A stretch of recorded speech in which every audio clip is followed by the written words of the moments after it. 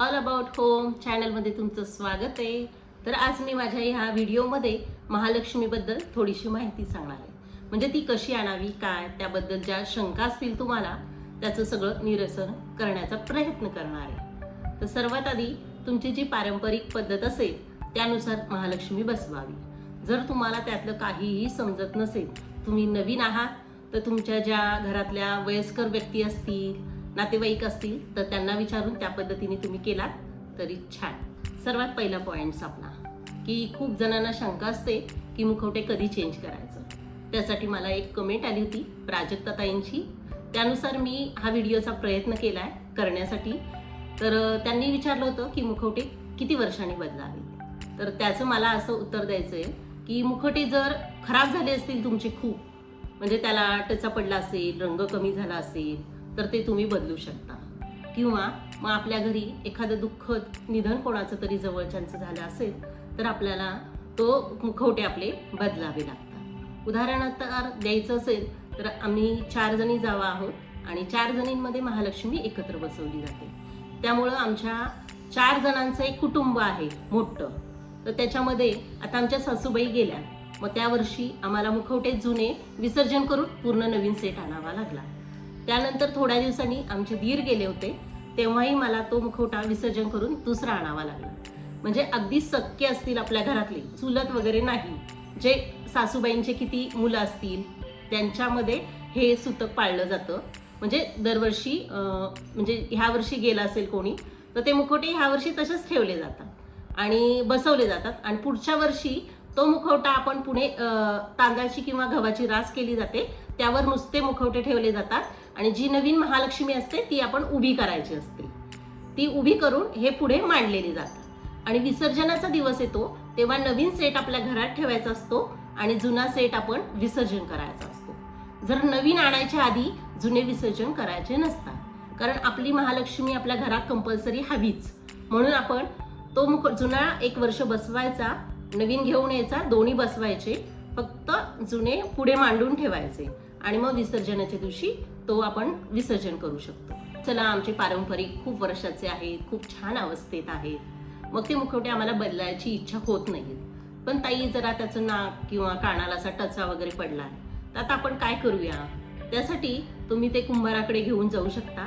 म्हणजे गौरी गणपती येते त्या आधी 2 महिने गौरीचे मुखवटे तयार केले जातात, त्यांच्याकडे आपले जुने मुखवटे घेऊन ते आपण पॉलिश करून आणू शकतो। म्हणजे त्याचा रंग उडाला असेल ते पॉलिश करून मिळतात, त्याला जर गालाला नाकाला कुठे टचा पडला असेल तोही दुरुस्त करून भेटतो।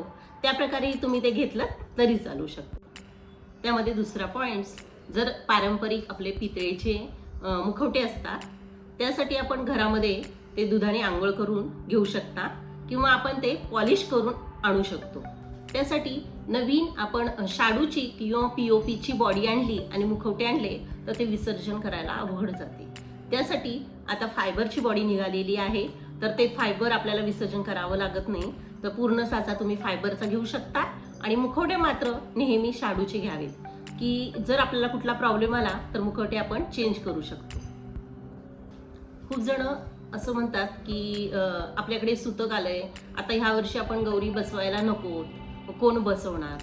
तर त्यासाठी आपण जे शेजारी पाजारी असतील किंवा तुमचे नातेवाईक असतात, म्हणजे सोयरे, वेगळं आपलं आडनाव वेगळं असतं त्यांचं, त्यांच्या हातून आपण त्या वर्षी गौरी आपली बसून घेतली तरी चालते।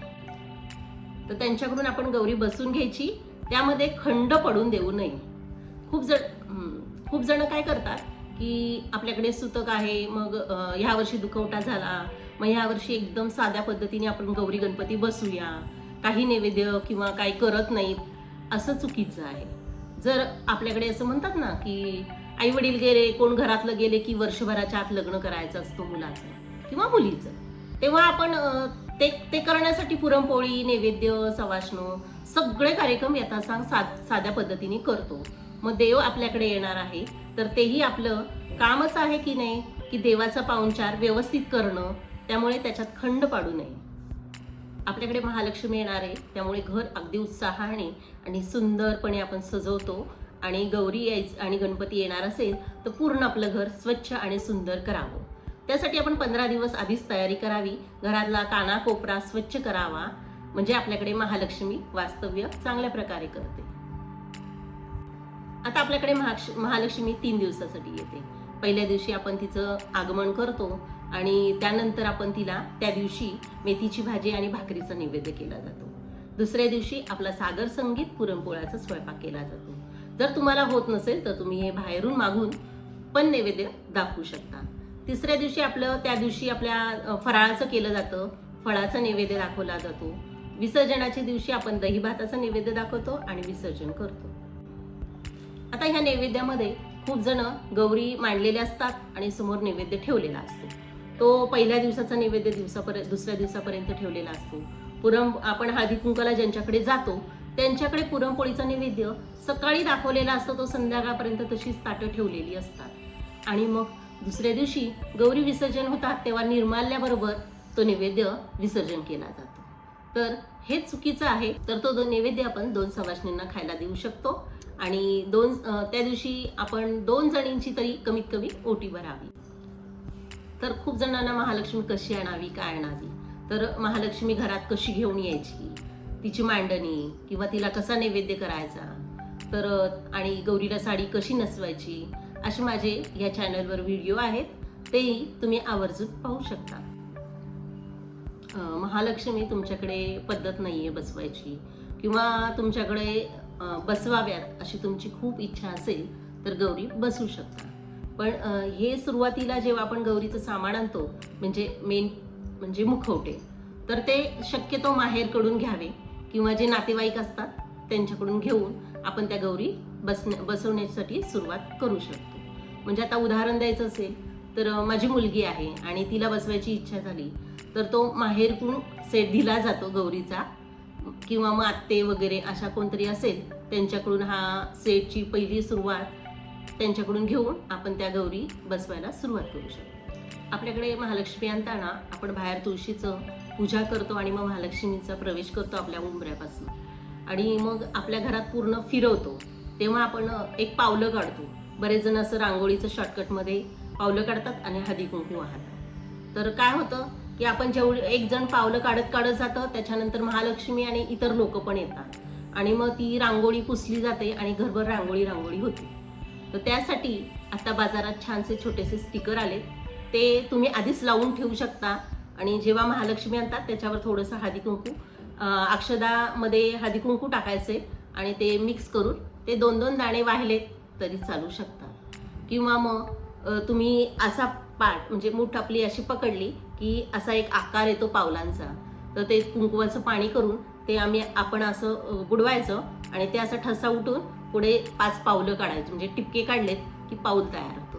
त्या प्रकारे केलं तरी चालेल. तर महालक्ष्मी सुख, समृद्धी, आनंद, पैसा सगळ्याच्या पावलांनी आपल्या घरात येते आणि आपल्याला भरभरून आशीर्वाद देते.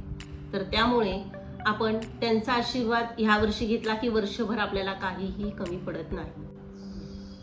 आता ह्यामध्ये प्रत्येकाची परंपरा वेगळी असते. तर जे माझ्याकडे आहे आणि जे माझ्या सासूबाईंनी सांगितलं ते मी तुमच्याबरोबर शेअर केलं.